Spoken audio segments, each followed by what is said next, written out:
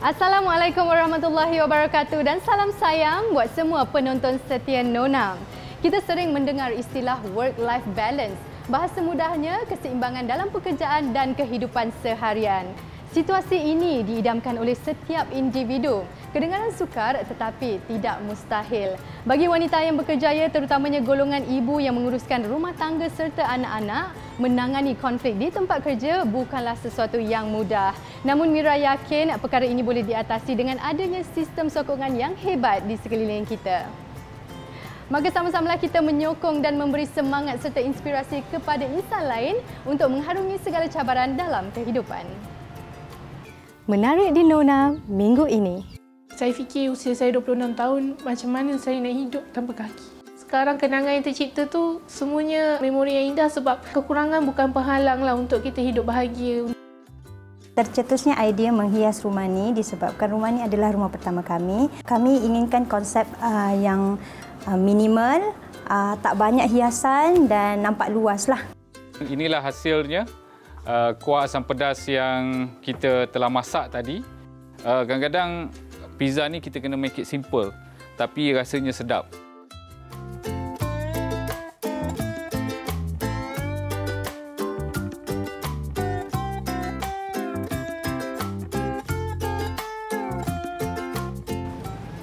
Mula menceburi industri fashion tanah air pada tahun 2019, jenama Tual semakin mendapat perhatian penggemar kasut khususnya kaum wanita. Kasut manik buatan tangan dengan rekaan berunsurkan fantasi dan floral berjaya menarik minat pelanggan daripada pelbagai peringkat umur. Setiap rekaan yang dikeluarkan adalah tersendiri dan istimewa. Selain menerima tempahan khas, jenama ini turut tampil dengan 5 rekaan siap sedia terbaru yang menawan. Tidak hanya menempa nama dalam industri fashion tanah air, jenama yang ditubuhkan sejak 4 tahun lalu ini turut mendapat sambutan baik daripada pelanggan di Brunei, Singapura dan Arab Saudi. Mengolah rekaan kasut manik Baba Nyonya kepada gaya yang lebih moden, Ili Liana Hamidi berjaya menonjolkan keunikan seni warisan negara kepada generasi muda. Tual pertama ditubuhkan sebab memang kami nak specialize dalam kasut jenis jahitan tangan, jahitan manik. Walaupun di negeri Melaka juga terdapat kasut yang sebegitu, cuma kami ingin membuatkannya untuk orang yang lebih muda dan ingin menerapkan elemen-elemen yang lebih moden, jadi boleh diterima ramai. Mengambil inspirasi daripada keindahan pantai dan flora, rekaan kali ini diselitkan dengan elemen ombak dan bunga-bungaan. Koleksi Cenaya tampil dengan warna lembut selain mempunyai 3 rekaan kasut yang berbeza potongan, ketinggian kasut dan jenis tumit. Jadi koleksi kami yang pertama di dalam koleksi Cenaya. Koleksi Cenaya tu ada 3. Jadi desain yang pertama tu Estelle. Estelle tu kami memakai elemen bunga-bunga kecil yang mana elemen tu dapat memberikan look yang young dan fresh. Di samping itu kami juga ada ribbon di tengahnya supaya dapat memberikan look yang lebih comel lah untuk para pemakai. Desain yang kedua kami ada Eileen. Eileen dia kasut half cut tapi half cut yang bahagian side half cut bukannya di depan saja. Jadi kami memilih desain itu sebab desain itu dapat memberikan look yang elegan dan seksi. Serta kami memilih heel, kitten heel 2.5 inci juga dapat memberikan look yang seksi jugalah pada para pemakai kasutnya. Desain Ellsworth, kami menggunakan elemen strap buckle supaya ada setengah orang mereka tidak selesa kalau kasut mereka style mule saja. Jadi kami memasukkan elemen buckle strap supaya lebih secure. Kami tetap menggunakan elemen yang sama dalam desain itu iaitu bunga-bunga kecil juga. Untuk pelanggan yang gemarkan rekaan minimalis, jenama ini tampil dengan koleksi Maria yang menawarkan 4 warna berbeza. Maria dia lebih casual. Kami menggunakan premium vegan leather. Tekstur dia macam velvet sikit dan kami menggunakan block heel 2.5 inch supaya lebih selesa lah, berbagai usia boleh pakai. Yang terakhir adalah Lily. Lily tu low heel juga, sama macam Estelle dengan Elsewith. Cuma dia tak ada elemen wave dekat design dia. Dia lebih simple lah. Nama jenama ini diinspirasi daripada bahasa Kriol Haiti, tual yang membawa maksud fabrik. Bagi Ili, fabrik memainkan peranan utama dalam rekaannya. Keistimewaan dan identiti jenama ini terletak pada kualiti fabrik yang digunakan. Jadi itu memang trademark kami lah. Memang kami memilih bahan-bahan yang lebih sinar. Dia bukanlah transparent sangat, cuma dia kaki masih kelihatan. Sebab bagi kami, apabila kami memakai bahan tersebut, manik-manik yang daripada jahitan tangan tu lebih pop out, lagi menyerlah lah dibanding kalau kami menjahitnya di atas bahan material kulit biasa. Turut menerima tempahan khas, pelanggan boleh memilih sendiri material, butiran manik, ketinggian dan warna kasut serta jenis tumit yang ingin dikayakan.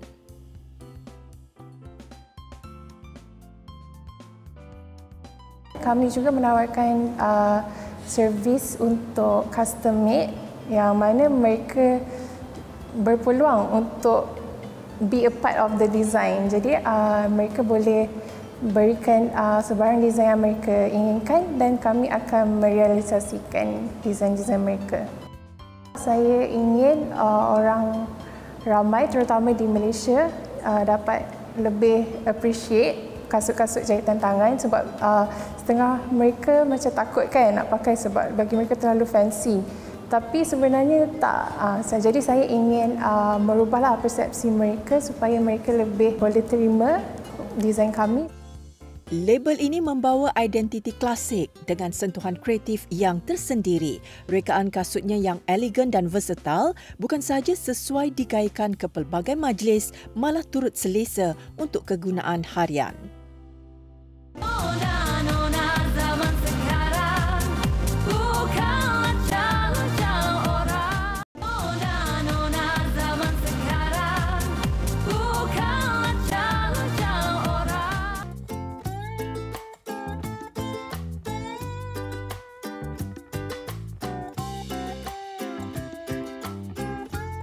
Ibarat direndam tak basah, dibakar tak hangus. Meskipun harus melalui pelbagai rintangan, setiap ujian yang dihadapinya tidak menghalang wanita cekal ini untuk mengecap kebahagiaan bersama insan-insan tersayang. Bagi Siti Nur Ain Khairuddin, kemalangan jalan raya yang meragut sebelah kakinya 7 tahun lepas bukanlah penamat kehidupannya. Ujian berat ini diterima dengan redha dan menjadi pembakar semangat untuk dia lebih menghargai setiap nikmat kurniaan Allah yang Maha Esa. Selami kisah isteri juga ibu kepada 4 orang cahaya mata ini dan semoga ia memberi manfaat dan inspirasi. Berusia 33 tahun, Siti Nur Ain Khairuddin atau lebih dikenali sebagai Ain Kadir adalah seorang suri rumah dan juru solid sambilan. Meskipun diuji dengan kemalangan jalan raya di usia muda, Ain tetap bangkit dengan penuh semangat untuk meneruskan kehidupannya. Terpaksa melakukan pelbagai rutin harian menggunakan sebelah kaki ketika usianya 26 tahun merupakan cabaran terbesar buat Ain. Dia yang dilahirkan sempurna sifatnya tidak pernah menyangka akan diuji dengan kehilangan anggota badan. Saya terlibat dengan kemalangan jalan raya. Saya naik lori ikut suami pergi kerja masa tu, nak ke Johor. Masa kemalangan tu saya tengah tidur. Bila saya sedar, saya memang dekat luar lori. Jadi masa tu memang kaki dah tak rasa kanan dengan kiri. Bila bawa pergi hospital tu, doktor kata kaki saya cedera parah, kemungkinan kena potong. Jadi masa tu saya memang tak dapat terima kenyataan. Lepas 7 hari tu, hari ke-7, sebab saya demam panas agak tinggi, jadi doktor pujuk untuk potong sebelah kaki, sebelah kanan sebab ada infection, jangkitan kuman. Mula-mula memang tak boleh terima keadaan lah sebab saya fikir usia saya 26 tahun, macam mana saya nak hidup tanpa kaki. Tapi bila saya fikir anak-anak saya kecil, masa anak saya 2 orang, anak saya yang nombor 2 tu baru umur 2 bulan lebih bawah habis pantang. Jadi saya pun buat keputusan lah untuk teruskan hidup kan. Jadi saya cakap dengan doktor saya nak potong kaki. Malang tidak berbau. Keterujaan Ain untuk menemani suami keluar mencari rezeki bertukar menjadi tragedi. Walaupun sukar untuk menerima kenyataan, dia perlu redha dan bangkit demi suami dan anak-anak tersayang. Lepas potong kaki tu, saya rasa keadaan kaki saya ada lagi. Saya cakap dengan doktor, kaki saya rasa sakit lah doktor. Doktor tanya kaki mana? Kaki sebelah kanan. Doktor kata, puan, kaki puan tak ada lagi. Dia kata, kaki puan dah tak ada. Kami dah potong. Dia kata, oh tapi kaki saya sakit. Mungkin puan kena simptom pain. Saya rasa masa tu saya memang down. Saya lama dah lawat dalam 59 hari. Masa tu kaki saya ada masalah macam infection lagi. Lepas tu saya ada darah beku bawah kaki. Saya kena makan ubat jantung selama 2 tahun untuk cairkan darah. Jadi lepas saya keluar daripada hospital tu, saya mula berdikari. Berada bersama anak-anak ketika mereka sedang membesar merupakan impian bagi setiap insan bergelar ibu. Begitu juga Ain. Melihat anak-anaknya membesar dengan sihat dan ceria membuatkan dia lebih bersemangat untuk meneruskan kehidupan.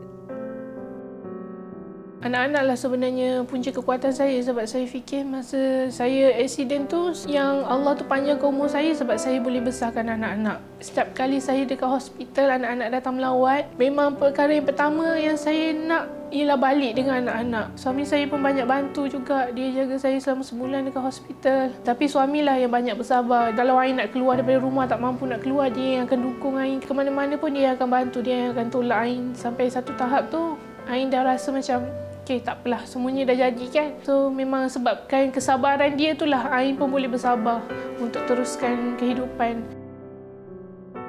Tragedi yang berlaku menyebabkan Ain trauma dan sentiasa berada dalam ketakutan.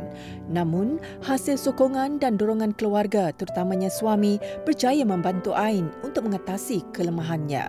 Kini jika berkelapangan, Ain akan menemani suaminya memandu lori seperti dahulu. Sejak dia accident, kehilangan kaki, emosi dia terganggu. Pada malam, dia menjerit. Kaki tak ada tapi kaki ada. Kemarahan tu dia tak dapat dikawal. Saya kadang pujuk-pujuk dia, kadang saya pun kena marah. Saya tahu ini semua salah daripada saya sebab saya mengajak dia pada masa tu. Tapi disebabkan alhamdulillah anak-anak saya, anak nombor 3 kehadirannya ada, nombor 4 kehadirannya ada, kemarahan tu kurang. Dan saya faham dia tak seperti orang lain. Sukar orang nak menggambarkan keadaan ni macam mana. Walaupun ada kalanya sukar untuk berdepan dengan realiti, Ain bersyukur kerana suami dan anak-anak sangat memahami keadaan dirinya. Satu hari tu, Ain dah potong kaki kan. Tiba-tiba anak Ain datang. Masa tu umur dia 5 tahun. Dia datang tengok, lepas tu dia pusing, dia berpaling. Dia cakap, Ain tanya dia, kenapa kakak tak nak pandang mama? Lepas tu dia cakap dengan ayah dia, mama dah tak ada kaki. Kakak tak nak nangis sebab mama. Kalau kakak nangis depan mama, nanti mama sedih. Budak 5 tahun boleh fikir macam tu kan. Sebab itulah Ain cakap anak-anaklah penguat Ain. Sebab diorang selalu ada waktu Ain sedih, diorang akan hiburkan Ain. Jadi Ain akan jadi penguat diorang balik. Bila diorang rasa sedih, diorang rasa down, kalau diorang tengok kenapa mama tak ada kaki macam mama orang lain, Ain selalu cakap, tak apalah, tapi mama kan kawan, boleh main dengan abang juga, boleh melukis, kita boleh buat macam-macam kan. Walaupun mama tak boleh teman abang pergi sekolah, mama tak boleh tengok abang masuk sekolah tadika. Dia tanya, kenapa mama tak nak pergi sekolah? Mama malulah abang, kalau orang tengok abang punya mama macam ni, kakak orang tengok kakak ada mama macam ni, mama takut abang dengan kakak malu. Kita tak apalah, kita orang tak malu pun mama, kita orang seronok dapat mama. Dia orang cakap macam itulah.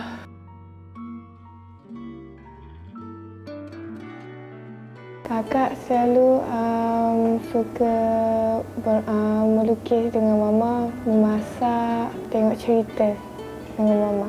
Semoga mama kuat dan boleh jaga kita orang sampai besar.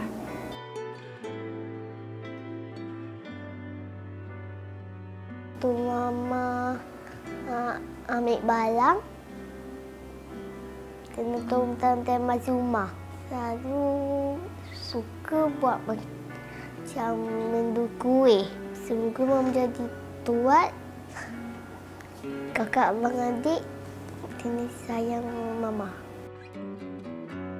Tidak mahu menjadikan kekurangan sebagai alasan, Ain sentiasa berusaha melakukan pelbagai aktiviti bersama keluarga agar mereka dapat mencipta memori indah bersama.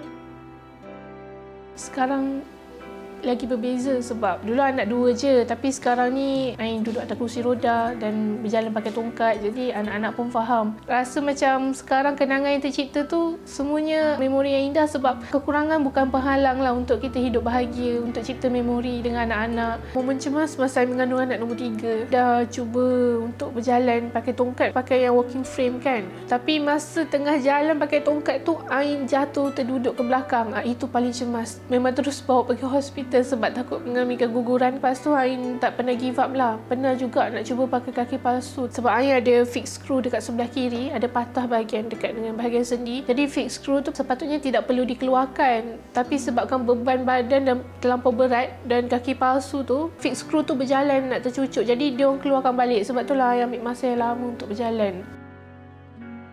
Hendak 1000 daya, tak hendak 1000 dalih. Selagi terdaya, Ain tidak akan berputus asa. Keluarga adalah keutamaannya. Ain harap Ain boleh hidup normal macam orang lain, boleh berdikari, boleh jadi inspirasi kepada orang di luar sana. Jangan pernah putus asa. Ain bersyukur sebab dapat keluarga mertua yang baik, dapat suami yang baik, anak-anak yang memahami, yang boleh terima walaupun orang lain tanya, kenapa mak awak tak ada kaki? Dia jawab, mak saya sakit. Diorang boleh terima keadaan macam tu kan. Kita hidup ni, kalau kita nak rasa bahagia, kita kena bersyukur dan kita kena reda. Reda tu memang susah untuk kita buat, tapi walaupun dia ambil masa, tapi sebenarnya kalau kita nak rasa hidup kita ni jadi mudah, kita kena reda. Semoga kisah ketabahan wanita cekal ini menjadi sumber inspirasi buat semua. Nona mendoakan agar setiap individu yang diuji, khususnya wanita, terus diberikan kekuatan mental dan fizikal daripada Yang Maha Esa.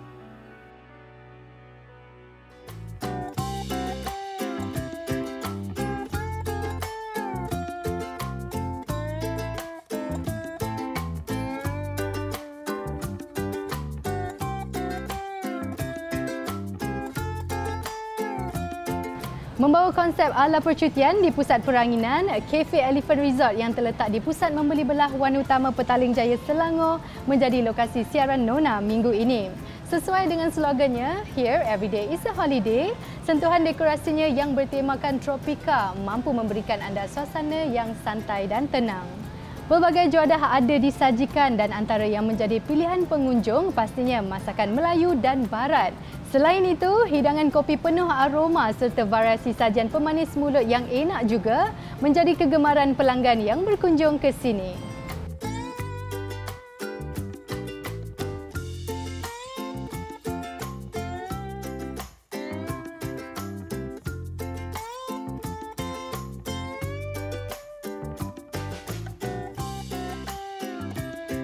Bagi memenuhi selera masyarakat tempatan yang gemarkan citarasa kombinasi lokal dan antarabangsa, kafe seterusnya ini pula berjaya menghasilkan dua menu unik iaitu pizza asam pedas dan pizza otak-otak. Ramuan seperti daun kesum dan bunga kantan masih diguna untuk mengekalkan aroma asli asam pedas. Ketahui cara penyediaan hidangan menu unik ini di Kulai Pizza Kayu Api dalam segmen Air Tangan.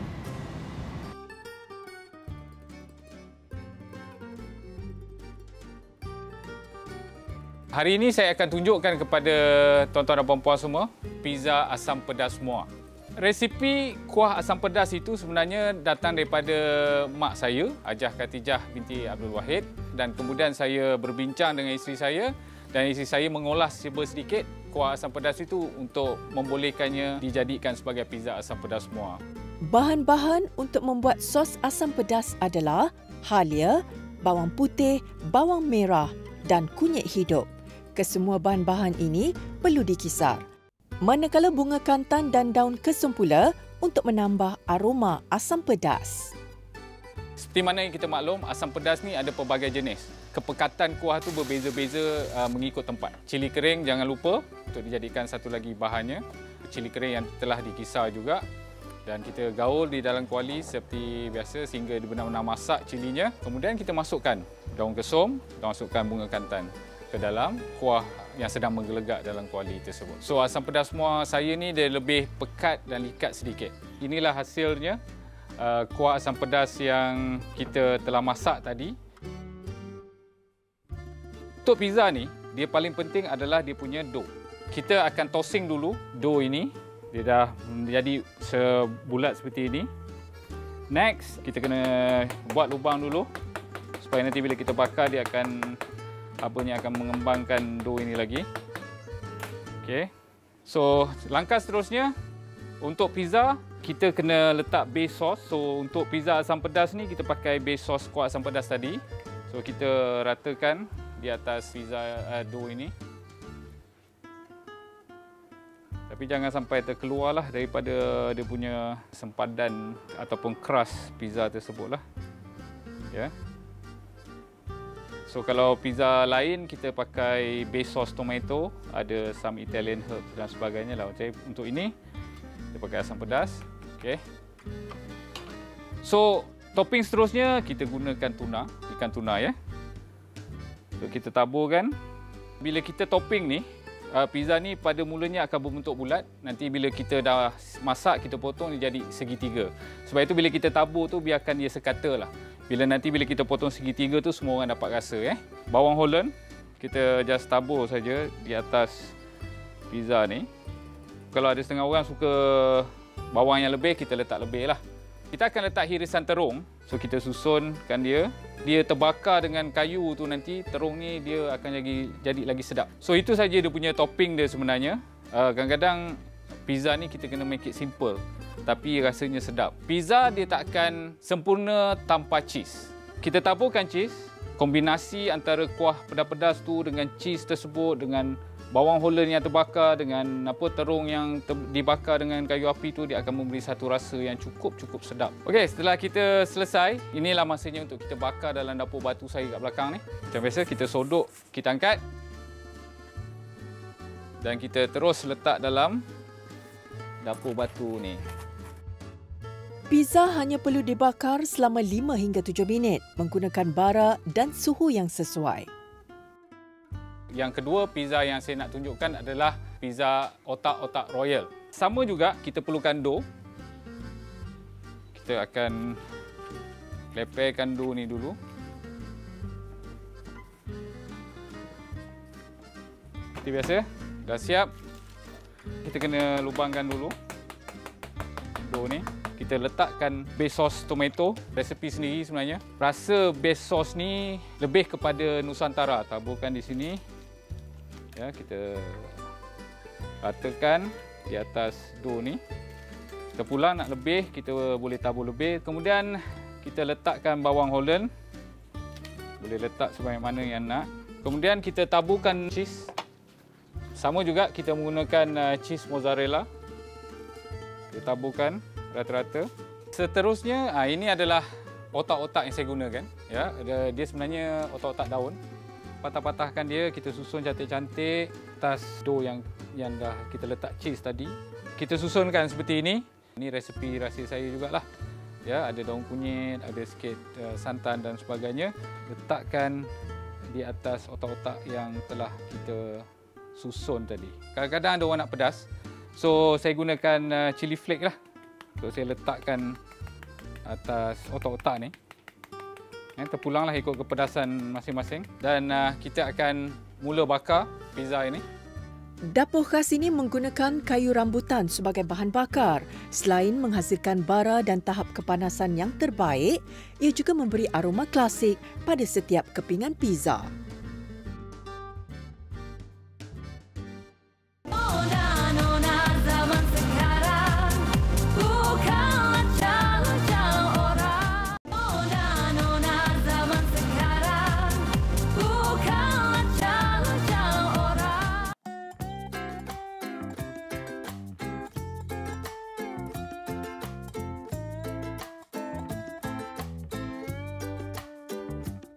Untuk mewujudkan suasana tenang dan selesa di sesebuah kediaman, reka bentuk dan hiasan perabot yang dipilih mestilah diteliti terlebih dahulu agar bertepatan dengan tema dan cita rasa.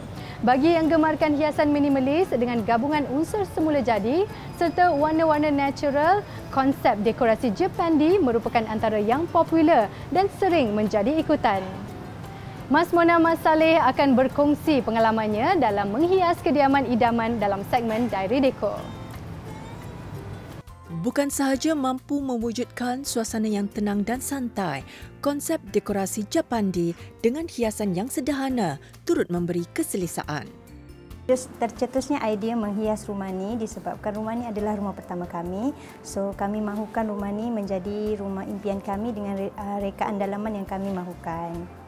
Kami memilih konsep Japandi disebabkan konsepnya yang minimal dan menggunakan tona-tona warna yang natural. Warna natural tu antaranya adalah warna putih, warna coklat dengan warna grey.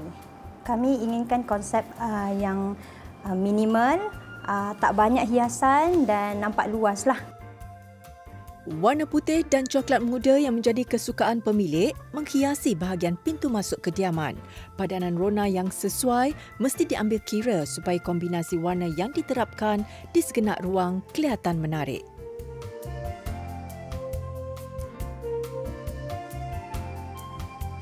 Dari awal ilham tercetus untuk mendekor rumah ni, bahagian dan dinding rumah kami dah decide untuk warna putih. Memang semua warna putih dan warna-warna dalam rumah ni kami akan guna warna seperti warna putih, warna kelabu, warna coklat. Yang itu kami akan guna pada fabrik perabot, pada hiasan dalaman, contoh macam pasu. Yang tu kami akan guna warna-warna natural lah. Seperti coklat, kelabu macam tu. Dapur kami memang nakkan semua ruang kawasan rumah ni warna dia sama semua. Kiranya macam tak ada perubahan warna yang drastik lah. Kami memang mengekalkan warna-warna natural. Dapur pun sama, putih, kelabu, color coklat macam tu. Pemilihan backsplash di dapur kami memilih bentuk hexagon. Untuk menampilkan lagi sedikit kelainan disebabkan kami punya kabinet dapur semua berwarna putih. So kami tampilkan kelainan di backsplash menggunakan bentuk hexagon dan berwarna ada putih dan kelabu sedikitlah. Konsep ruang terbuka turut memainkan peranan dalam menyelahkan lagi keluasan kediaman. Selain luas dan selesa, bahagian dapur basah yang menjadi antara ruang kegemaran pemiliknya mendapat pencahayaan semula jadi secara terus melalui tingkap di sekeliling. Untuk walk-in wardrobe pula, sama juga kami memilih warna putih, mengekalkan konsep daripada bawah sampailah ke tingkat 3, semua warna putih. Pemilihan kabinet pun sama, berwarna putih juga dan lantai kami memilih warna coklat untuk meningkatkan lagi ruang tona warna tersebut. Kalau kita memilih warna yang lari daripada tema yang sepatutnya, ruang kawasan tu memang akan nampak lain, nampak lari daripada tema yang kita nak. Dalam merancang dekorasi rumah, antara yang perlu diberi perhatian khusus ialah pemilihan jenis dan warna perabot yang sesuai dengan konsep pilihan.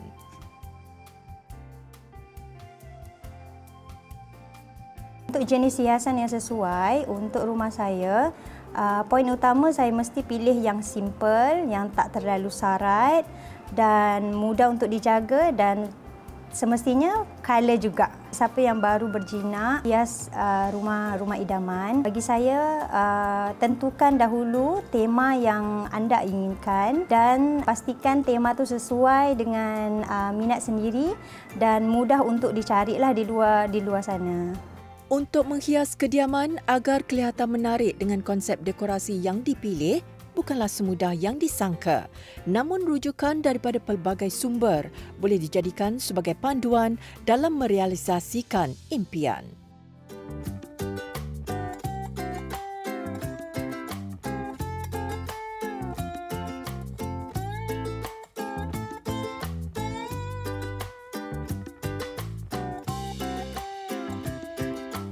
Terletak di bahagian tengah Kepulauan Sumatera, Riau merupakan antara destinasi popular dalam kalangan pelancong yang berkunjung ke Indonesia. Ibu kotanya, Pekanbaru sering dianggap sebagai bandar besar yang bersih dan mempunyai pelbagai aktiviti serta menjadi lokasi menarik untuk diterokai. Segmen Sana Sini akan membawa anda menghayati keindahan sekitar wilayah Riau bersama Nur Akilah Khairi Faizul, pelajar Malaysia yang melanjutkan pelajaran di sana.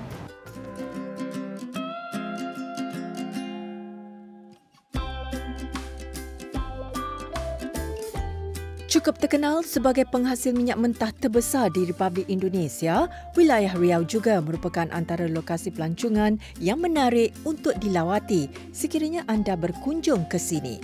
Seorang anak kelahiran Perak yang kini menetap di Riau berkongsi pengalamannya sepanjang berada di perantauan.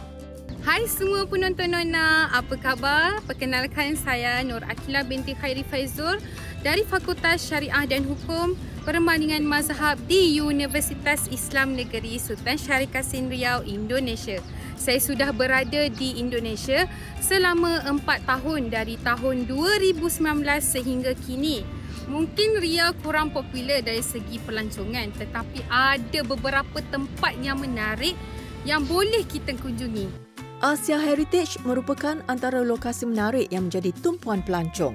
Rata-rata pengunjung pasti teruja untuk melihat kepelbagaian budaya dan adat daripada pelbagai negara Asia yang ada di sini. Di Asia Heritage terdapat 4 konsep kota di negara Asia Timur iaitu Jepun, Korea, China dan Indonesia. Di sini anda boleh melakukan pelbagai aktiviti yang menarik bersama keluarga dan rakan-rakan. Antara aktiviti yang menarik di Asia Heritage adalah menaiki kereta Cina untuk pergi ke perkampungan Jeju di puncak. Seterusnya, menaiki kapal wisata untuk mengelilingi Tasik. Di samping itu juga terdapat permainan rainbow slide yang terpanjang di dunia. Okey, sekarang saya berada di rainbow slide yang terpanjang di Indonesia. Jadi jom ikut saya tak sabar nak pergi. Aktiviti menaiki gelongsor pelangi memberi peluang kepada pengunjung menikmati keindahan alam semula jadi sambil mengimbau memori ketika zaman kanak-kanak mereka. Baju hanbok yang merupakan baju tradisional masyarakat Korea ini boleh disewa dan dipakai untuk bergambar kenangan. Bagi yang ingin membeli cenderamata, anda boleh singgah di Pasar Bawah. Bagi yang ingin membeli dengan harga berpatutan, anda boleh berkunjung ke Pasar Bawah. Di sini terdapat pelbagai jualan yang menarik seperti pakaian, makanan dan barang-barangan. Akan tetapi jualan yang paling menarik iaitu songket dan baju batik. Seperti destinasi pelancongan yang lain, lokasi ini juga menawarkan makanan yang enak untuk dinikmati. Antaranya ialah juada bakso yang cukup terkenal di Indonesia. Selain budaya unik di sini, anda dapat menikmati makanan istimewa di sini adalah bakso bakar dan mi ayam. Bakso bakar di sini disalutkan dengan sos black pepper dan sos cili. Di sini dipanggil sos pedas manis. Bagi mi ayam pula, di sini istimewa dengan mi ayam bakso. Memang sedap. Pekanbaru di Riau ini kurang popular berbanding bandar-bandar lain di ibu negara Indonesia. Namun, bandar ini sesuai bagi mereka yang ingin meneroka keunikan dan keindahan negara terbesar di Asia Tenggara.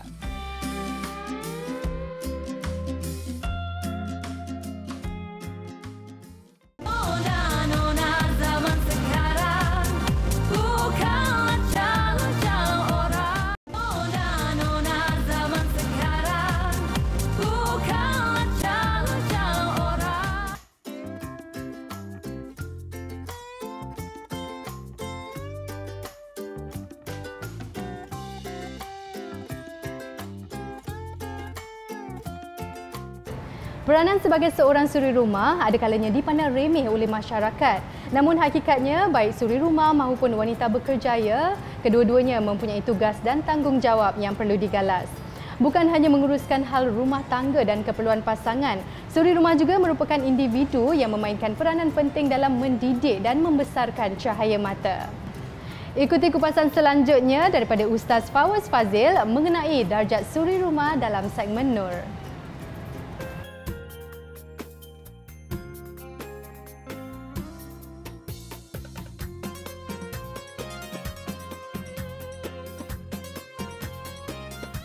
Assalamualaikum warahmatullahi wabarakatuh. Tuan-tuan dan puan-puan, di zaman moden ini kita mendapati terdapat di kalangan wanita yang rasa inferior bila duduk di rumah dan dilabelkan sebagai kamu ni suri rumah.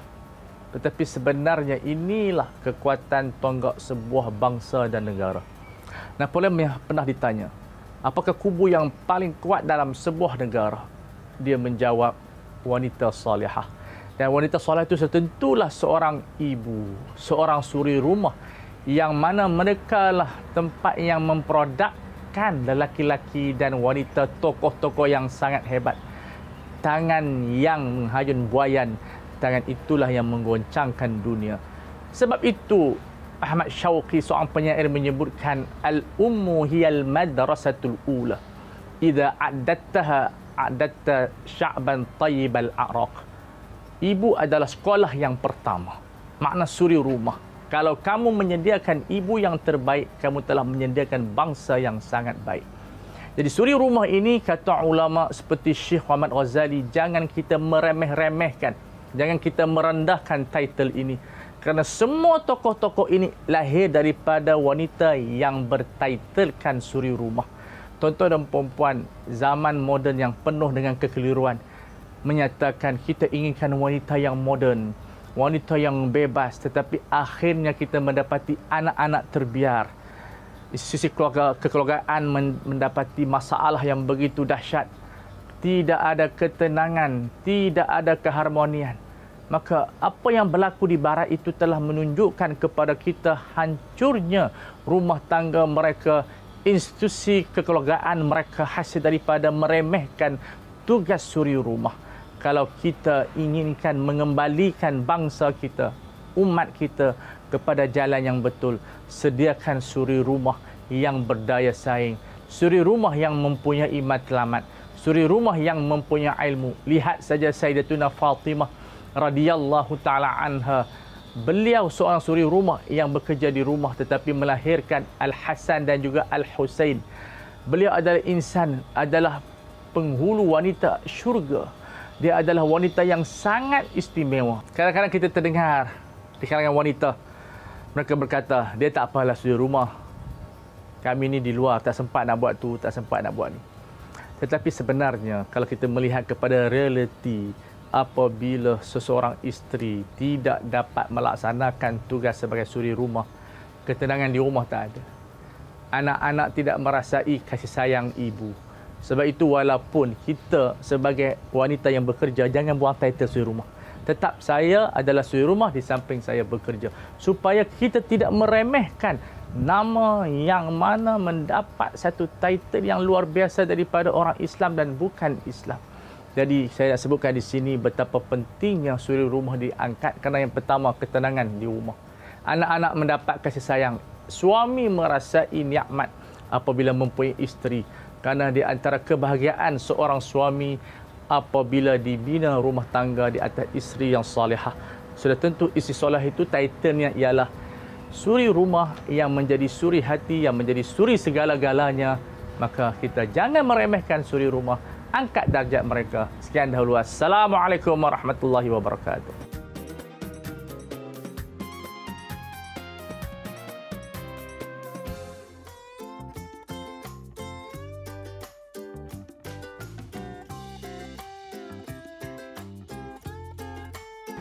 Rasulullah SAW pernah bersabda, sebaik-baik manusia adalah yang paling memberi manfaat bagi manusia lain. Di usia kehidupan yang singkat ini, ambillah sedikit masa untuk renung kembali.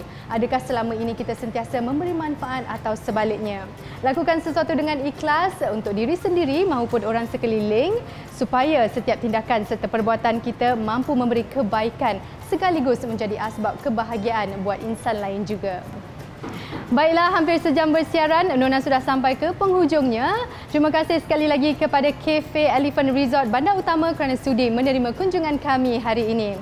Semoga segala perkongsian kami hari ini dapat memberikan manfaat dan inspirasi buat anda semua. Teruskan layari laman Facebook, Instagram dan TikTok kami di TV3 Nona. Kami alu-alukan sebarang pendapat, komen dan idea bernas daripada anda. Jumpa lagi. Assalamualaikum.